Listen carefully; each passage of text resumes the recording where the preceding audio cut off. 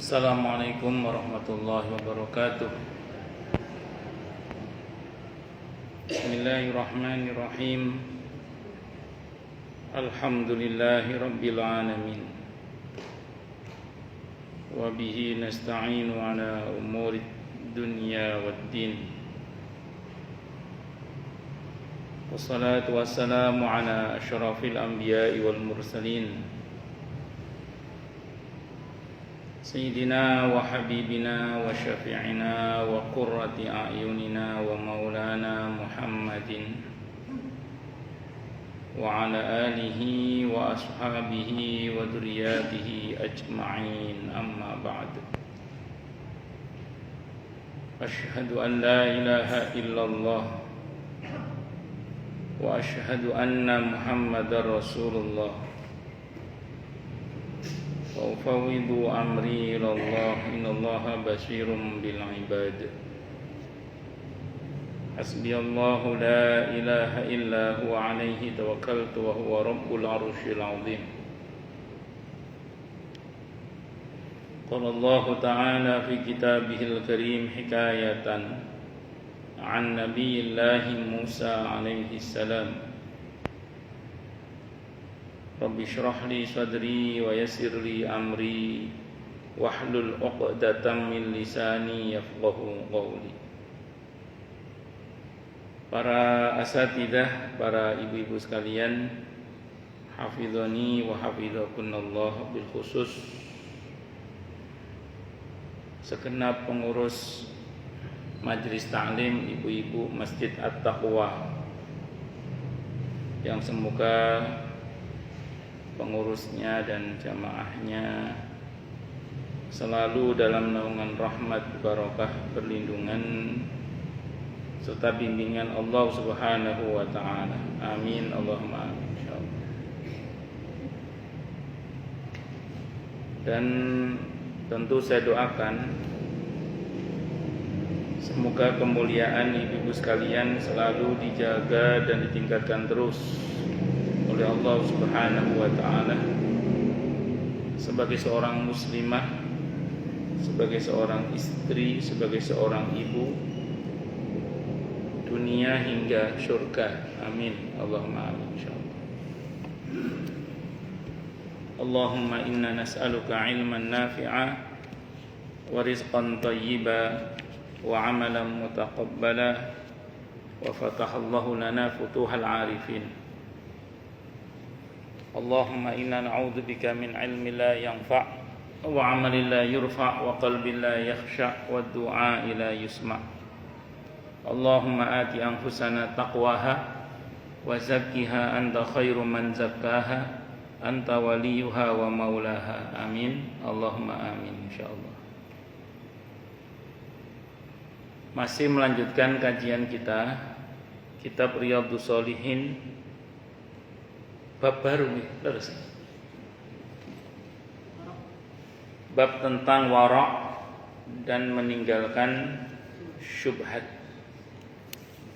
Wara' itu sikap berhati-hati, bahkan yang syubhat pun dihindari. Syubhat itu antara halal dan haram. Orang yang wara' dia akan menghindari tidak hanya yang haram, termasuk yang syubhat. Itu orang yang wara' namanya. Orang yang wara' ini kalau dalam kitab At-Tadhkirah Imam Al-Qurtubi itu digolongkan dalam kategori orang-orang yang malu kepada Allah. Jadi dia merasa malu kepada Allah, bahkan yang syubhat pun dihindari. Sehingga orang seperti ini kalau dalam kitab At-Tadhkirah Imam Al-Qurtubi nanti bebas hisab. Kenapa bebas hisab? Karena sebagaimana dulu di dunia dia malu kepadaku, kata Allah dalam hadis qudsi dikutip oleh Imam Al-Qurtubi itu, maka aku pun malu menanyainya. Gitu. Jadi sebagaimana dulu dia malu kepadaku, maka aku pun malu menanyainya, kata Allah. Itu dalam kitab At-Tadhkirah Imam Al-Qurtubi. Jadi orang yang wara' ini termasuk orang-orang yang kepadanya Allah malu, dalam tanda kutip ya, menanyainya, menghisapnya, sebagaimana dulu dia di dunia juga malu kepada Allah Subhanahu wa taala. Jadi itulah kenapa kemudian al-haya'u minal iman.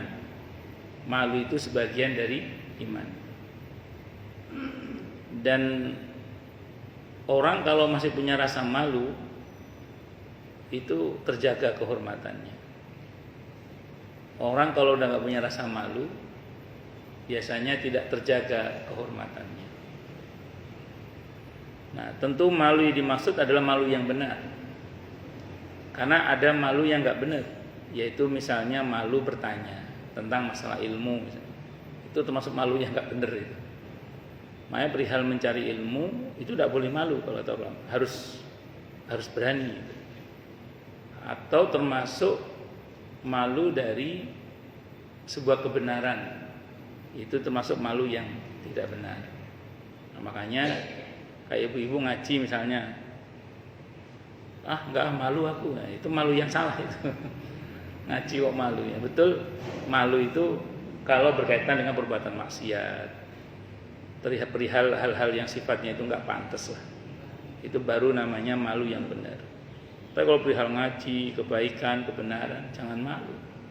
Justru kita harus punya semangat untuk melakukan kebaikan-kebaikan yang Allah ridhoi itu. Itu seperti itu. Kalau syubhat ini kan berkaitan dengan hadis Nabi, al-halalu bayyinun wal haramu bayyinun. Halal itu jelas, yang haram itu juga jelas. Dan di antara keduanya adalah perkara yang samar atau syubhat itu. Halal jelas, haram jelas, bayyinun. Jangan, kan tulisannya ba ya nun ya, ba ya nun, al halalu bayyinun wal haramu bayyinun. Itu jangan dibaca salah, kalau nggak ada harokatnya ada yang salah baca itu. Halal ben, haram ben. Jadi halal ben, haram ben, tidak boleh. Sakarepmu nggih. Kalau Allah Ta'ala berfirman di surah An-Nur, surah ke-24 ayat 15. Allah berfirman, wa tahsabunahu hayyina wa huwa 'indallahi 'azim. Wa tahsabunahu, dan kalian mengira, dan kalian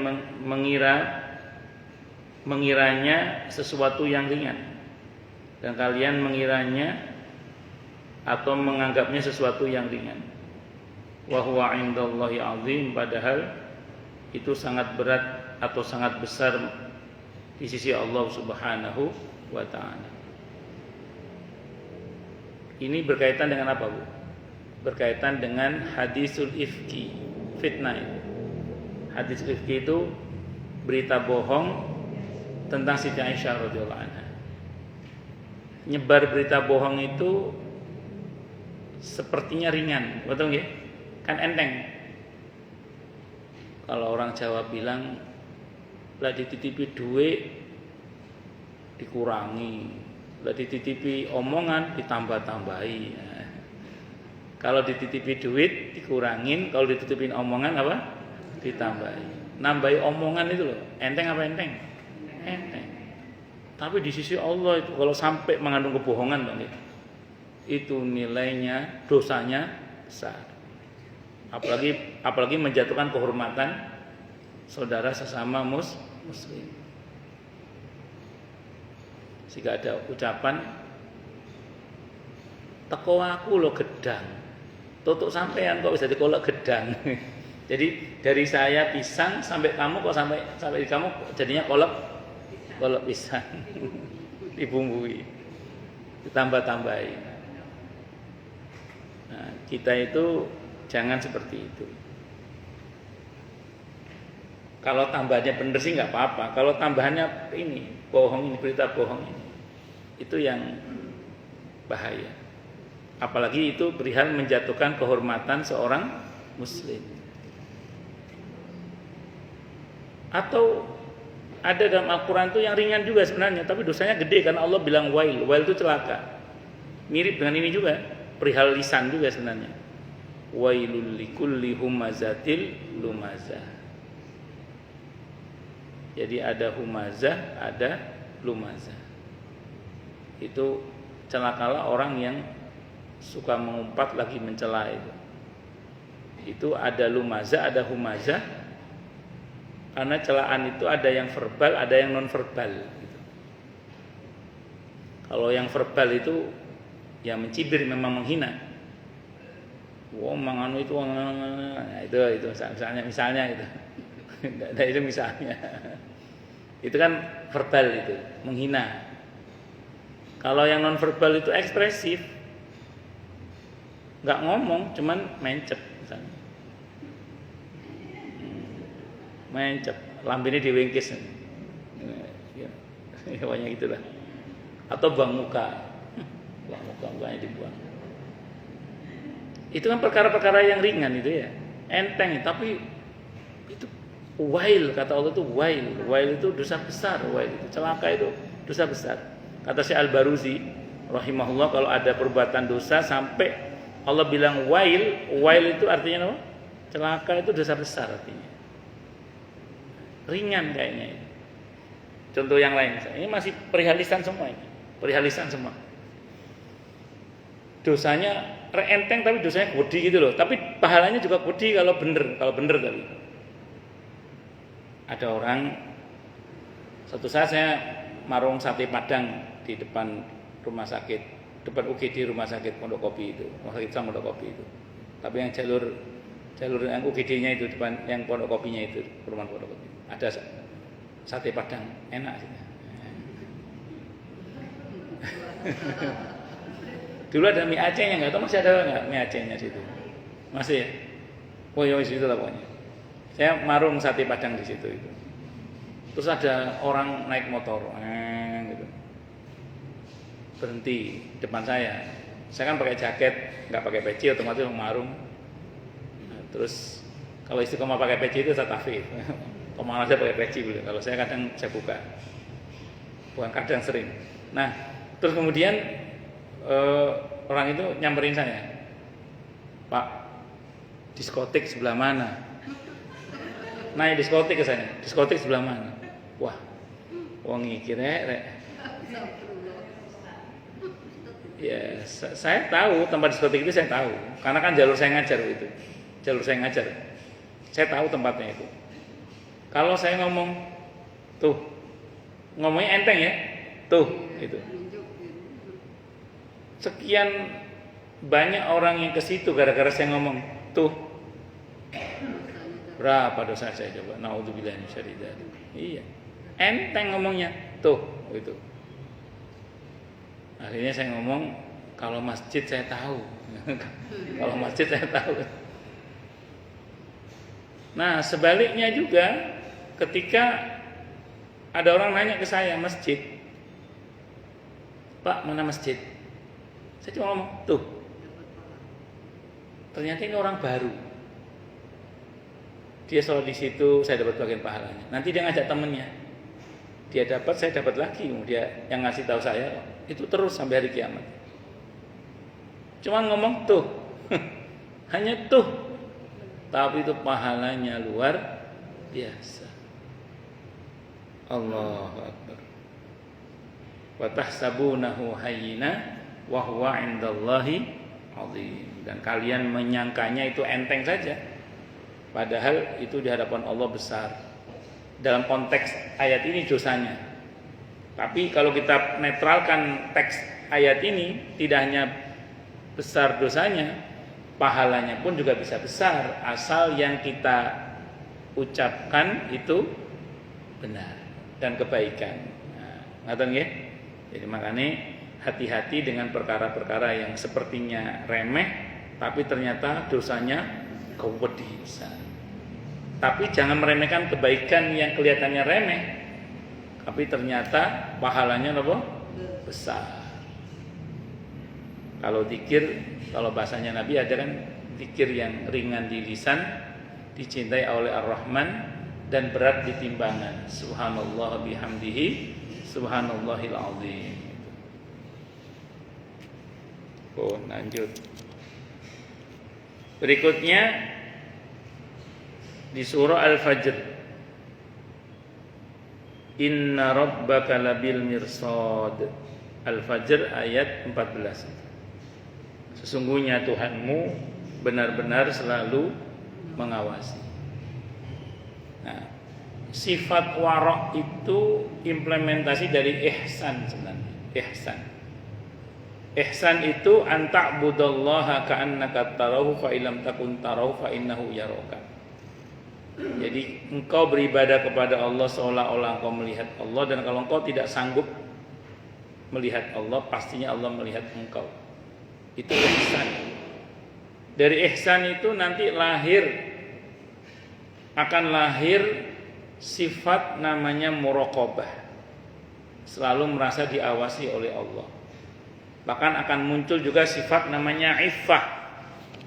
Iffah itu merasa selalu diawasi oleh Allah. Iffah itu meninggalkan yang haram di saat tidak ada siapa-siapa kecuali Allah dan dia saja. Iffah. Pelakunya namanya afif kalau perempuan, kalau laki-laki, kalau perempuan afifah namanya. Itu iffah, sifat iffah namanya. Lanjut. Nah, orang yang warok karena dia merasa diawasi oleh Allah, dia mau berbuat dosa itu malu gitu. Kenapa? Karena dia merasa diawasi oleh Allah. Makanya ibu-ibu, kalau kita pengen tahu aslinya kita, harus jujur tapi ya. Itu saat tidak ada siapa-siapa kecuali Allah dan kita saja. Itu aslinya kita itu dah pokoknya. Ketika nggak ada siapa-siapa kecuali Allah dan kita saja, itulah aslinya kita. Sejujur-jujurnya kita itu tadi, ketika tidak ada siapa-siapa lagi kecuali Allah dan kita saja. Itu sejujur-jujurnya kita, aslinya kita itu yang begitu itu aslinya kita itu. Nah, makanya nanti silakan dipakai untuk bahan muhasabah saja. Makanya sebagian ulama kita itu ketika beliau berbuat baik di keramaian, itu setelahnya segera berbuat baik yang sama di kesepian. Itu sebagian ulama kita itu gitu. Misalnya nyumbang di keramaian, nanti dari kesempatan bisa nyumbang secara sembunyi-sembunyi.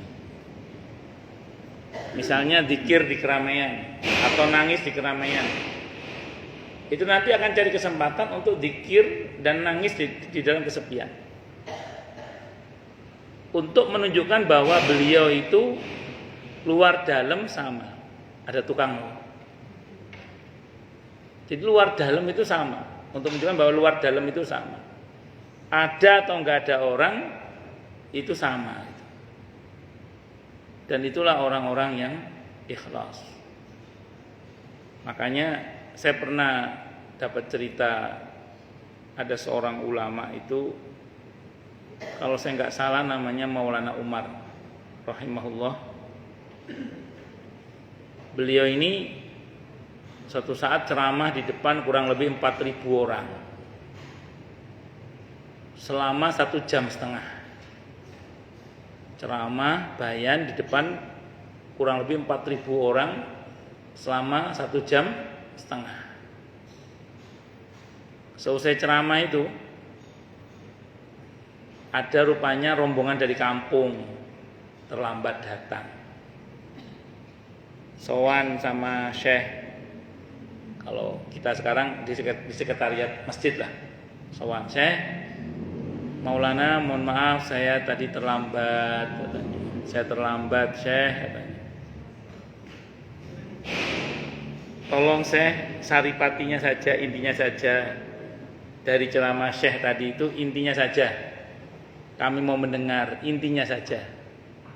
Terlambat dengerin ceramahnya Syekh tadi, minta saripatinya, resumenya aja lah. Maka Maulana Umar itu mengulang ceramahnya di depan 4 orang itu 1,5 jam juga.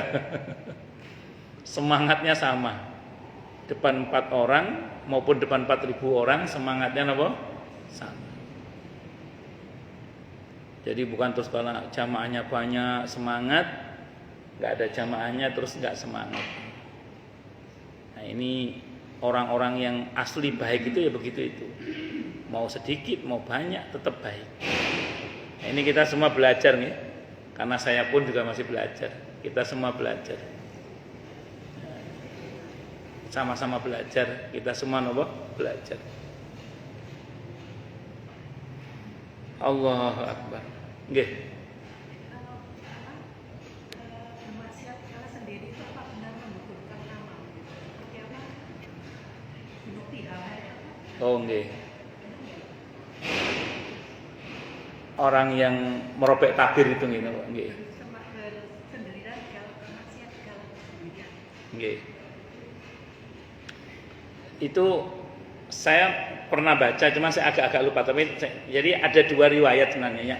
Teksnya itu kayaknya bertentangan.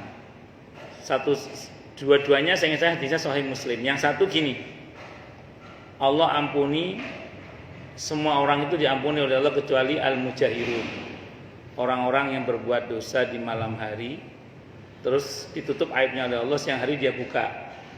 Nah, ini namanya orang yang terang-terangan membuka aibnya sendiri. Yang tadinya diampuni oleh Allah nggak diampuni gara-gara dia membuka aibnya sendiri. Padahal Allah tutup.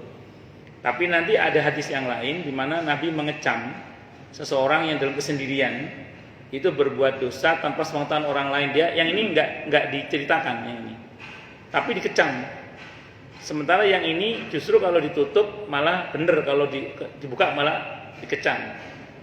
Menggabungkan 2 riwayat ini bagaimana? Ternyata setelah saya baca fikih hadisnya nih, kalau tipe yang pertama ini kan malam dia berbuat maksiat, ditutup aibnya oleh Allah, nggak ada yang tahu. Pagi dia ceritakan dengan bangga. Jadi dia bangga dengan perbuatan maksiatnya. Sementara kalau dia menyesal dan tobat, itu nggak ada masalah sebenarnya. Cuman dia bangga. Itu yang pertama. Sementara yang dicela, sembunyi-sembunyi berbuat dosa tapi dicela dalam hadis yang lain itu memang dia jahat aslinya. Dia semacam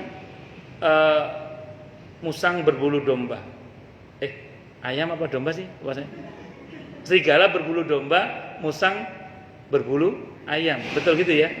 Siapa yang berbahasa Indonesia? Saya lupa. Saya sudah lupa ya. Oh, dulu bahasa Indonesia lah. Dia memang jahat aslinya. Jadi dia menutupi kejahatannya dengan aneka kebaikan itu bukan karena dia baik, tapi karena memang aslinya dia jahat. Itu yang dicela, itu yang seperti yang Jilan bilang tadi itu. Cuman saya agak lupa redaksinya, cuman ada celaan itu. Nah, itu 2 hal yang berbeda itu. 2 hal yang berbeda. Saya itu pernah kedatangan tamu di rumah. Datang ke rumah, suami istri datang ke rumah. Saya mohon maaf Ustaz katanya. Saya itu kalau di luar rumah, saya kalau di dalam rumah itu seperti malaikat Ustaz. Kalau di dalam rumah seperti, jadi malah sebaliknya malah ini. Di dalam rumah saya itu seperti malaikat. Tapi kalau di luar rumah saya itu seperti iblis Ustaz. Jadi di tengah keluarganya, istrinya, anaknya, di keluarganya, taunya si suami ini seperti malaikat. Tapi di luar itu seperti apa? Iblis. Cerita dia ke saya ya. Jadi ada juga yang model kayak gitu teman-teman. Jadi di luar dia nampakkan keberingasannya, yang kata dia seperti iblis itu bahasa dia. Nah kalau di rumah itu dia seperti malaikat. Ini model kepura-puraan yang model bagaimana? Kebanyakan kan orang itu di luar kayak malaikat, di dalam kayak setan. Ini enggak. Di luar malah dia kayak iblis, di dalam rumah dia kayak malaikat. Jadi dua-duanya kan tindakan yang tercela semua itu. Makanya dalam Islam itu intinya deh. Kalau kita pengen tahu aslinya kita, itu saat tidak ada siapa-siapa yang tahu kecuali Allah dan kita saja. Saat tidak ada yang tahu kecuali Allah dan kita saja, itulah aslinya kita. Bisa dimengerti ya? Nah itu, nah ini kita semua belajar. Termasuk yang ngomong juga masih belajar. Allahu Akbar. Wa anin Nu'man, dan ceritakan dari Nu'man ibn Bashir radhiyallahu anhuma, dua-duanya sahabat Nabi ini. Qala beliau berkata, sami'tu aku mendengar Rasulullah sallallahu alaihi wasallam yaqulu, beliau bersabda,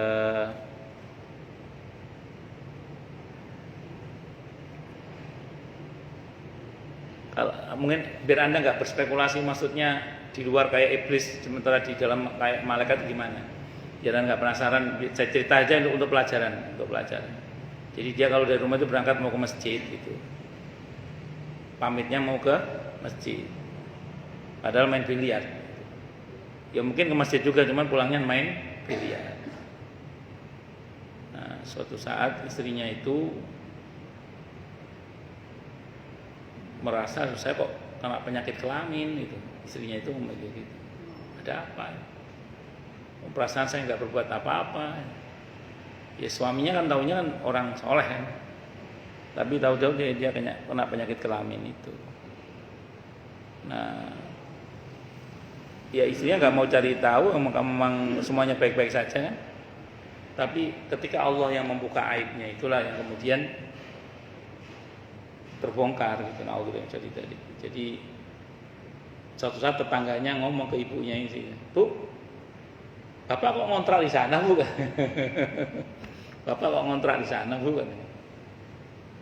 Masa sih katanya, samperin ya, ternyata ngontrak bareng sama yang tuang hitung skornya biliar itu.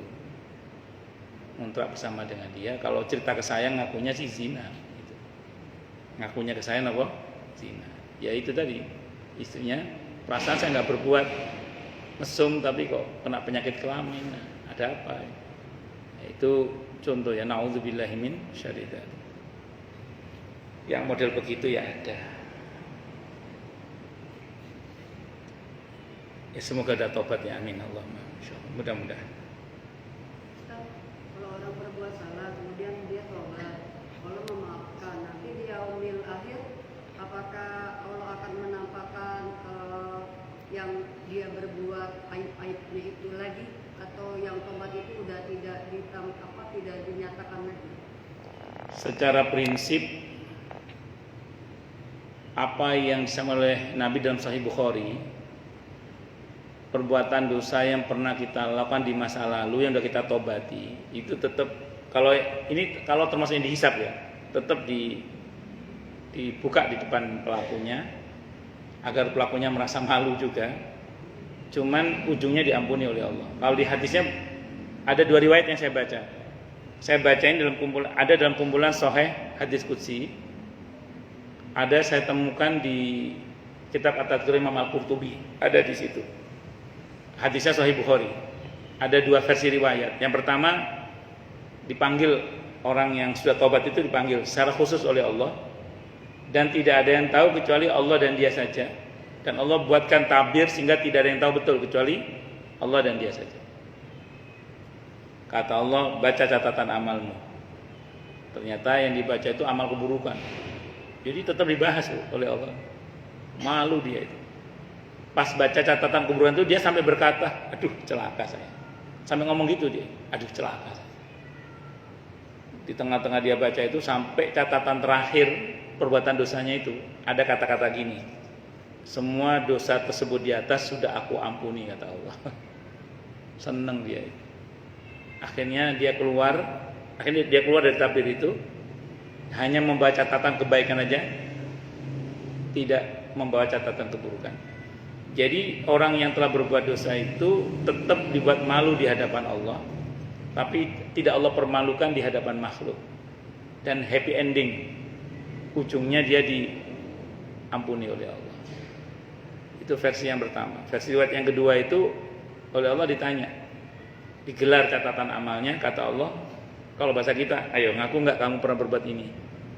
Ngaku nggak? Nah, yang nanya Allah ya nggak bisa ngelak. Terus begitu Allah tanya itu, dia sudah kemeringet kalau bahasa kita, wis malunya pol-polan, sampai dia berkata dalam hati itu, aduh celaka ini. Sudah berpikiran begitu dia. Di tengah-tengah dia pikirannya kayak gitu itu malunya pol-polan itu, kata Allah, lihat aku hapus seluruh dosamu. Dihapus.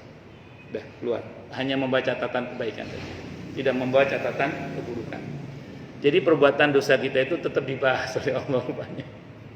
Karena itu sebagai konsekuensi perbuatan dosa yang telah kita lakukan, tapi ujungnya dimaafkan oleh Allah. Itu kalau merujuk pada hadis Sahih Bukhari. Namun kalau kita merujuk pada riwayat yang lain seperti dalam kitab Al-Arba'in An-Nawawiyah, itu kalau orang udah minta ampun kepada Allah, Allah bilang apa? Yang lalu darimu aku tidak peduli. Ada diskusinya gitu. Ada dalam kitab Al-Arba'in An-Nawawiyah itu. Kalau seseorang datang kepada Allah minta ampun kepada Allah, bertobat minta ampun kepada Allah, itu yang lalu dari kita Allah tidak peduli. Jadi apa yang lalu dari kita, kata Allah, la ubali, aku tidak peduli, kata Allah. Satu lagi Al-Furqan ayat 70 itu. Nah, itu kan itu Al-Furqan ayat 70 itu, Bu, itu berkaitan dengan 3 dosa besar sekaligus. Syirik, membunuh, zina. Kalau enggak tobat, Allah ancam dengan kehinaan. Kalau tobat, illa man taba wa amana wa amila amalan shalihan fa ulaika yubaddilullahu sayyi'atihim hasanat. Yang saya maksud syirik membunuh zina itu kalau kita baca dari ayat 68 ya, 68, 69, 70.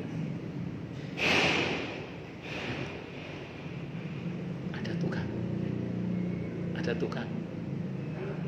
Gas, lempar-lempar. Oh, tak kira.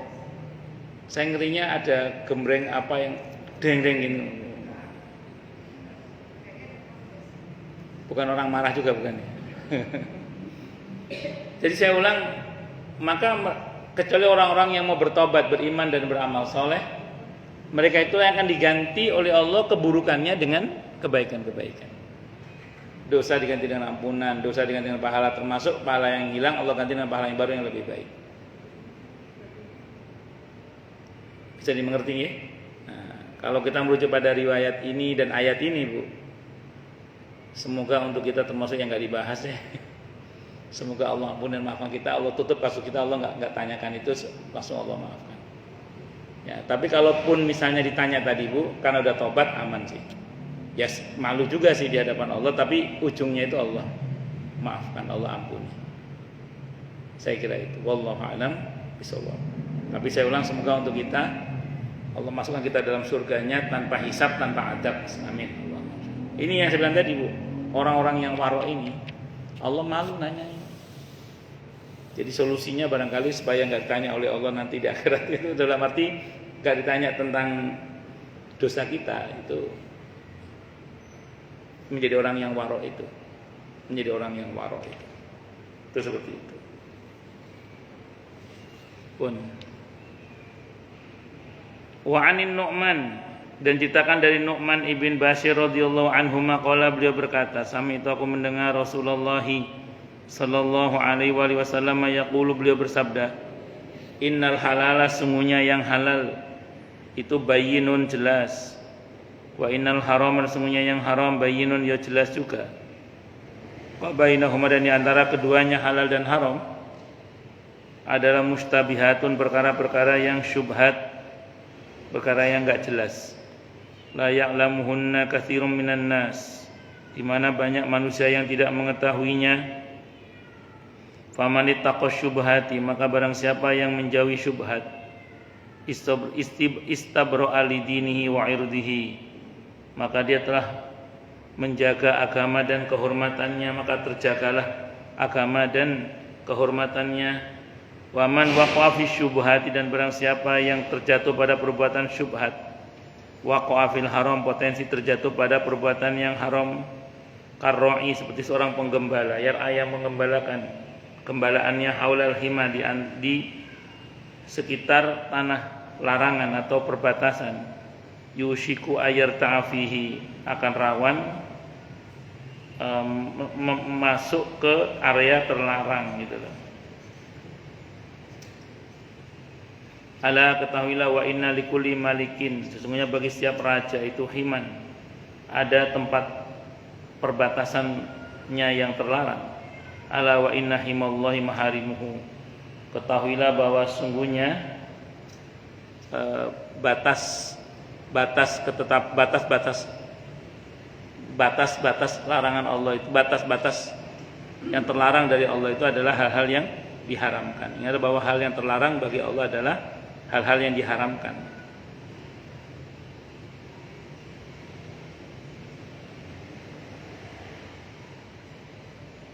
Ala inna fil jasati mudghatun. Ala ketahuilah, inna fil jasati, sungguh dalam jasad mudghatan ada segumpal darah. Idza salahat, apabila ia baik, salahal jasadu kulluhu, maka baiklah seluruh jasad. Wa idza fasada, dan apabila rusak segumpal darah itu, maka fasadal jasadu kulluh, maka rusaklah seluruh anggota tubuh itu jasad itu. Ala wahyal qalbu, ketahuilah bahwa dia adalah al qalbu, yaitu hati. Yang pertama, yang halal itu jelas, yang haram itu jelas. Yang diantara keduanya namanya syubhat. Orang yang menghindari syubhat terjaga kehormatannya dan agamanya. Orang yang menerjang syubhat, dia akan berpotensi jatuh pada yang haram. Karena syubhat itu area abu-abu lah. Jadi dia batas antara halal haram. Seperti halnya seorang penggembala yang menggembalakan gembalanya di area terlarang, dan itu sampai di pada perbatasannya, itu rawan akan masuk area terlarang itu. Nah, sama dengan orang yang mepet di daerah yang terlarang, dia akan cenderung masuk ke dalamnya. Orang yang main di area syubhat, kecenderungannya dia akan terjebak pada perbuatan yang haram. Dan semua punya batas. Batas yang Allah tetapkan untuk kita adalah ketentuan yang berkaitan dengan apa yang Allah haramkan. Itu batas yang tidak boleh dilampaui dari Allah untuk kita adalah larangan-larangannya, dan itu hukumnya haram. Makanya kalau ada orang menerjang batas yang Allah tetapkan, namanya melampaui batas. Orang melampaui batas itu celaka. Kenapa? Karena dia nggak bisa mengendalikan diri hingga masuk ke wilayah yang dilarang oleh Allah Subhanahu wa ta'ala. Dan diteruskan, ini rupanya berkaitan dengan makanan diantaranya, bahwa di dalam jasad itu ada segumpal darah. Kalau dia baik, baiklah seluruh tubuh. Kalau dia rusak, maka rusaklah seluruh tubuh. Ketahuilah bahwa dia adalah hati. Al-qalb itu hati. Itu kalau mau kita terjemahkan secara harfiah, al-qalb itu jantung. Jadi jantung itu kalau rusak, yang lainnya rusak, mati maksudnya. Nah, sementara kalau jantung sehat, yang lain juga insya Allah ikut sehat. Nah, tapi kalau kita mau maknai secara ruhani, itu hati secara ruhani itu akan terpengaruh oleh apa yang kita buat.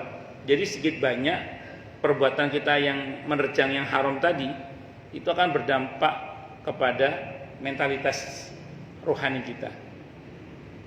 Nah, itu yang mungkin saya pernah cerita di sini ya. Ada seorang jamaah itu cerita ke saya tentang putrinya yang kuliah di luar negeri lah, di luar negeri. Tadinya pakaiannya tadinya rapat. Pulang-pulang pakaiannya itu seksi gitu. Seksi, ya pokoknya seksi pakaiannya. Pakai kof.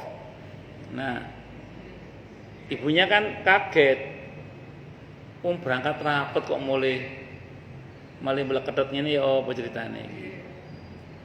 Ibunya cerita ke saya, didedes sama ibunya itu.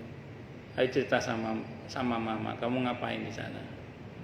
Terakhir itu ditanya oleh beliau itu, kamu makan yang haram. Ditanya kamu makan yang haram. Semoga diberi hidayah oleh Allah ya, amin insyaallah. Sadar tobat kembali. Nah, terus dia cerita, anak ini cerita akhirnya, gini mah ceritanya. Biasanya memang kalau makan yang halal. Jadi si anak ini biasanya kalau makan yang halal. Biasanya makan yang halal. Suatu saat dia lagi lapar, mungkin dia pikir gini, sekali-kali aja lah gitu. Karena yang halal itu saat itu jauh katanya dia itu. Jadi saat itu yang halal itu jauh. Dia pikir sesekali aja lah. Sesekali aja lah. Begitu makan yang haram itu, ya mungkin reaksi masing-masing orang beda-beda ya. Tapi itu, ya itu udah jadinya itu. Nauzubillah min syarri dzalik. Saya doakan semoga dapat hidayah kembali, amin insyaallah. Taubat dan kembali menutup auratnya, amin. Allahumma amin. Itu satu. Yang kedua, mungkin saya pernah cerita di sini. Saya pernah diundang oleh jamaah yang kewalahan ngadepin putrinya yang pertama, yang menurut orang tuanya itu susah dikendalikan lah. Gitu. Nakal lah menurut orang tuanya ya. Padahal kalau menurut saya nggak nakal juga, ngaji sama saya nurut sama saya tapi mungkin sama orang tuanya nggak nurut. Kewalahan lah orang tuanya itu.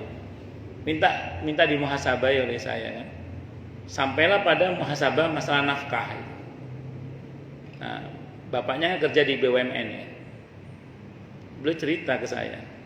Saat itu cerita ke saya sering menerima uang di luar yang seharusnya lah pokoknya. Ya ada uang-uang di luar yang seharusnya. Sering terima begitu. Ya sudah Pak, mau gimana lagi ini ya, mesti dihentikan ini. Akhirnya beliau mau menghentikan. Ya, saya tobat dan saya hentikan. Saya nggak akan terima lagi kecuali yang seharusnya saya terima aja. Itu. Akhirnya beliau ini tobat dan ganti nomor rekening dan nggak mau terima kecuali dari yang bener-bener aja. Kota amalnya di sana, dari kota amal gitu. Itu kota amal sana. Kota amal dekat Bu Guru. Itu, nah suruh beredar. Bu Dafri nyariin. Bu Dafri nyariin kota amal.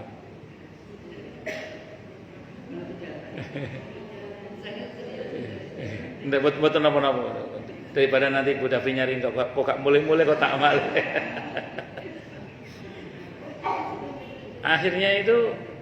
Akhirnya komitmen beliau itu ganti nomor rekening saat itu, pokoknya hanya mau terima yang bersih-bersih aja. Qaddarallah, berubah putrinya, berubah. Cerita ke saya berubah putrinya, alhamdulillah, masya Allah. Jadi memang sedikit banyak itu nafkah yang haram untuk keluarga itu bahaya. Nah, itu berpengaruh kepada mentalitas tadi itu. Walaupun mungkin nggak semuanya begitu, cuman beberapa kan begitu gitu maksud saya begitu. Maksudnya nggak semuanya begitu, nggak semuanya Allah tampakkan gitu maksud saya. Tapi kan beberapa Allah tampakkan gitu. Ya masing-masing orang mungkin pengalamannya beda-beda lah. Tapi secara prinsip apa yang haram itu pasti merusak mentalitas, merusak rohani, sisi rohani itu pasti dirusak. Itu seperti itu. Walaupun nanti jangan gebiah-uyah ya, jangan main pukul rata gitu. Karena kalau dipukul biasanya nggak rata gitu. Benjol. Karena mohon maaf, Nabi Musa itu besar di istana Fir'aun. Kita tahu bagaimana zalimnya Fir'aun ya. Tapi nyatanya Nabi Musa jadi Nabi dan Rasul. Nah, makanya kita jangan main pukul rata, maksud saya begitu. Karena apa-apa kalau dipukul biasanya nggak rata. Nabi Harun itu ya ASN-nya Fir'aun. Tapi ya jadi Nabi ya. Nabi Harun. Saudaranya Nabi Musa AS. Saudara seibu. Itu Nabi Harun itu jadi Nabi berkat proposal Nabi Musa ya. Jadi ada Nabi barokahnya proposal itu ya, Nabi Harun. Nabi Musa yang memohonkan kepada Allah agar waj'ali waziran min ahli Haruna akhi. Allahu Akbar. Wa an Anasin, dan kita dari sahabat Anas ibn Malik radhiyallahu an. Anna nabiyya, sungguhnya nabi kita Muhammad sallallahu alaihi wasallam wajada tamrotan, beliau menemukan satu buah kurma fitoriki di jalan. Faqala, maka beliau bersabda, laula anni akhafu an takuna min sadaqati la akaltuha. Andaikan bukan karena aku takut kalau ia adalah sedekah atau zakat, niscaya pasti aku akan memakannya. Muttafaqun alaih, Bukhari Muslim. Nabi tidak boleh makan sedekah, Nabi tidak boleh makan zakat, Nabi. Nah, kalau kita sedekah boleh, kalau zakat kalau kita mustahik kita boleh, tidak ada masalah. Kalau kita mustahik. Nah, zakat itu, sedekah itu Nabi tidak boleh. Makanya ketika Nabi nemu satu buah kurma, kata beliau, andaikan ini bukan karena aku takut merupakan kurma sodako, sudah aku makan pasti, kata Nabi. Cuma kan aku khawatir Nabi nggak makan. Berarti apa? Kalau ibu tiba-tiba di jalan nemu pisang goreng misalnya gitu ya. Ada orang jatuh pisang gorengnya di jalan misalnya. Itu kan pilihannya dua. Kalau lukoto barang temuan itu kita punya dua hak, mengambilnya atau membiarkannya. Kalau makanan kan tidak mungkin diumumkan kan.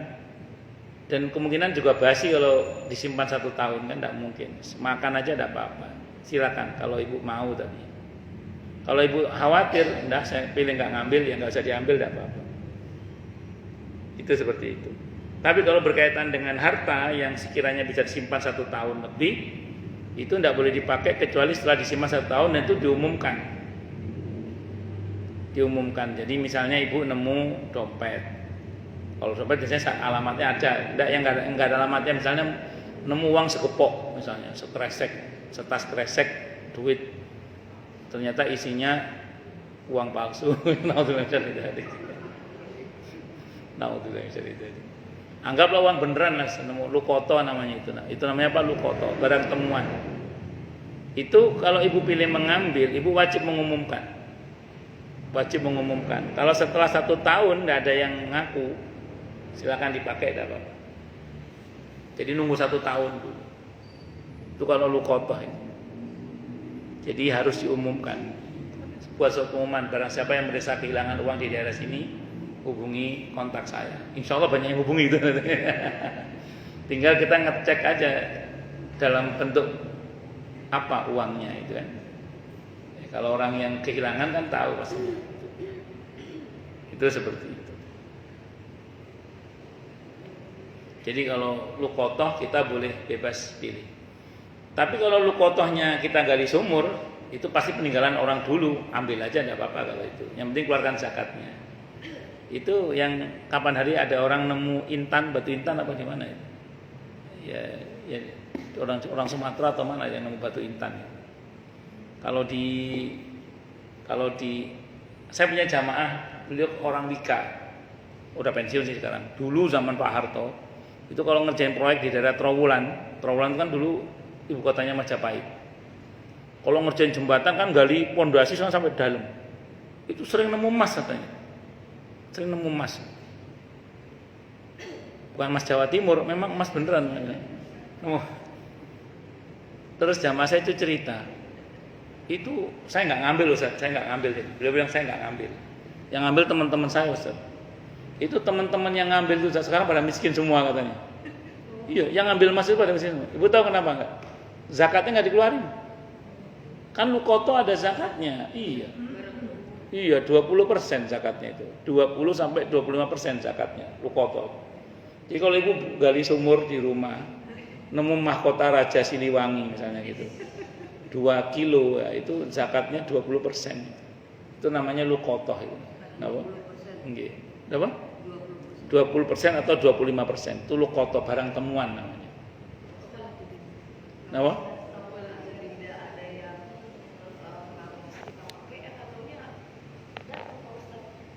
Kategorinya apa? Ya. Betul.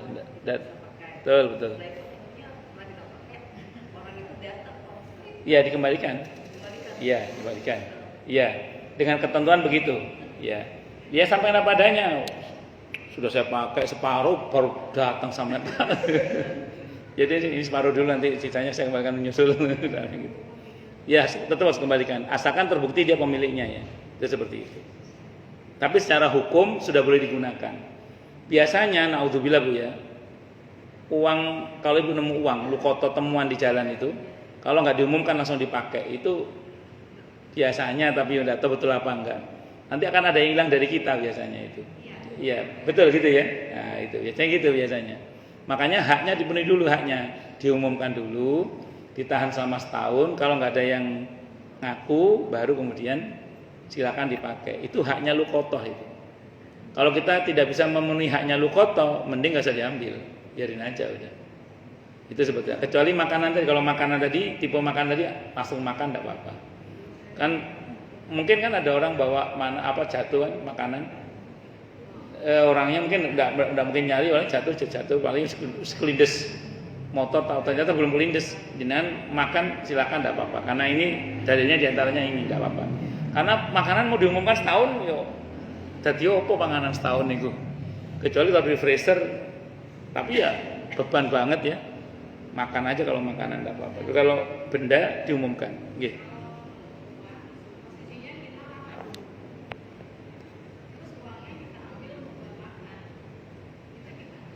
Ini ceritanya terpaksa. Kalau terpaksa semoga Allah maafkan. Iya kan begitu kan? Iya, kalau terpaksa semoga Allah maafkan. Karena kan masuk dalam ayat darurat itu, famanitur ghairu baghin wala 'adin fala isma alaihi. Jadi kalau terpaksa itu insyaallah dimaafkan oleh Allah. Ya. Kalau darurat Bu, terpaksa kalau nggak makan nanti pingsan misalnya. Jangankan uang nemu, nyolong aja boleh tapi jangan banyak-banyak nyolongnya. Sesuai dengan kebutuhan itu. Boleh kalau terpaksa itu. Itu dengan segala konsekuensinya tentunya. Tapi secara hukum dia dimaafkan. Gitu. Lanjut. Wa 'anin Nawas, diceritakan dari Nawas.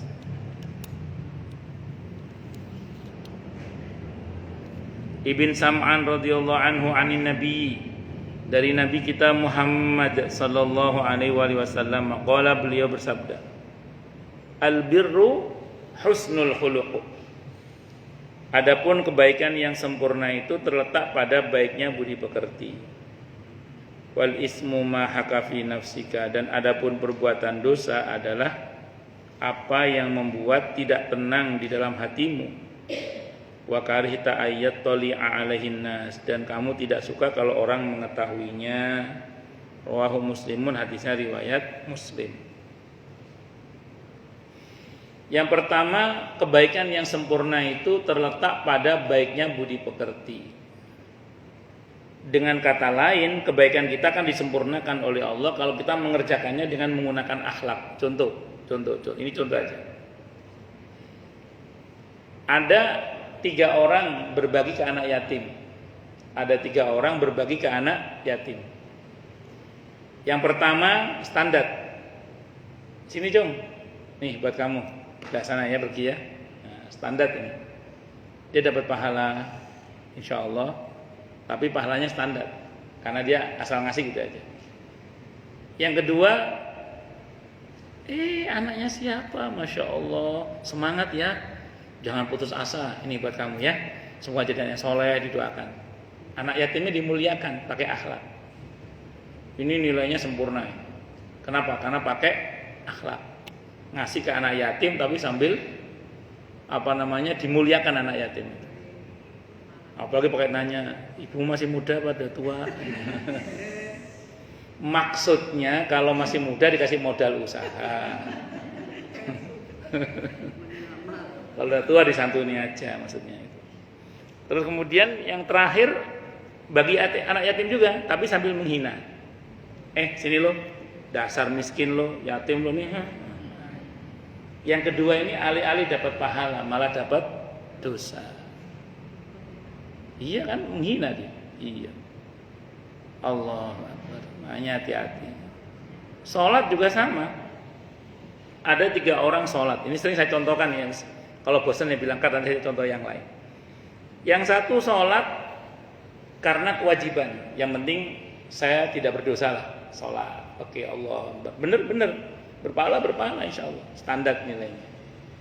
Yang satu sholat karena tidak hanya meyakini itu wajib, tapi lebih dari itu, saya mau bicara dengan Allah. Saya mau bermunajat kepada Allah. Saya mau berkeluh kesah kepada Allah. Sehingga dia jaga akhlak, kekhusyuannya, keikhlasan dia jaga dalam salat Allah. Nah, ini sempurna insya Allah. Atau disempurnakan nilainya oleh Allah. Karena apa? Karena dia ada akhlak di situ. Yang ketiga, salat karena ada mertua sampingnya. Allahu Akbar. Ini alih-alih berpahala malah berdosa.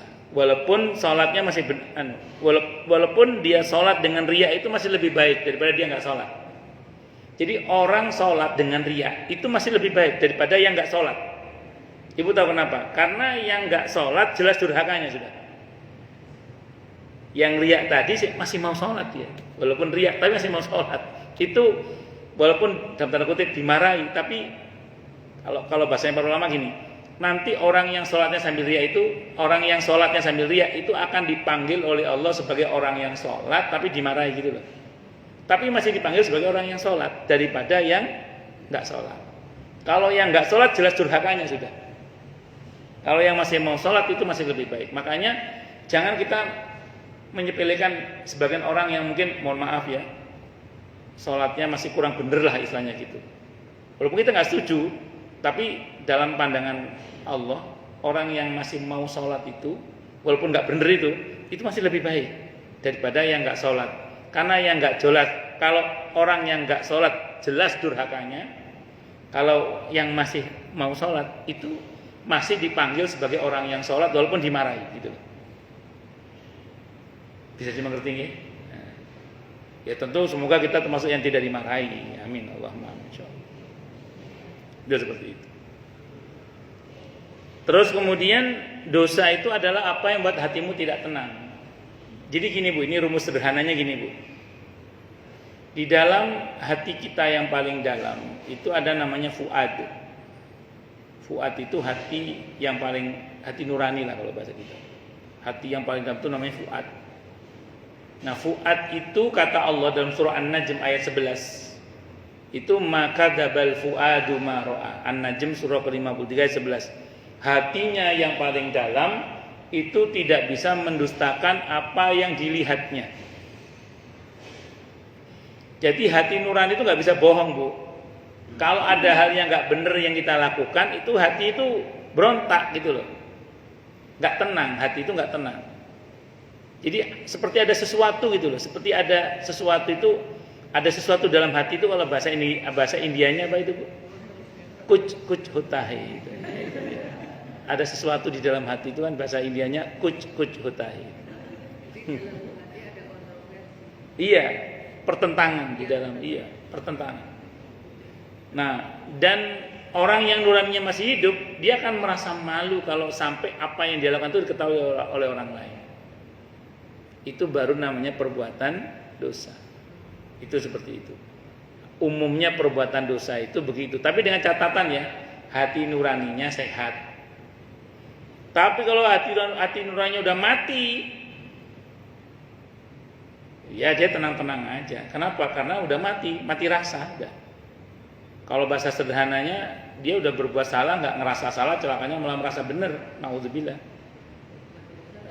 Nggak ngerasa salah, celakanya malah merasa benar. Nah, itu hati nuraninya udah mati itu.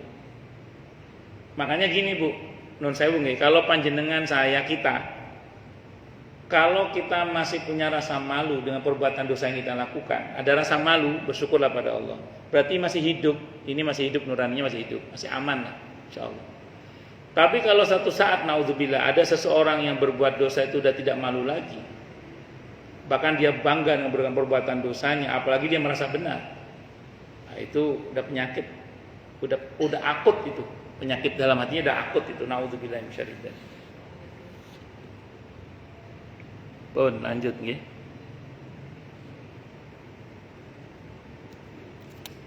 Terus kemudian wa'an wabisota, dan cerita dari Wabisota bni.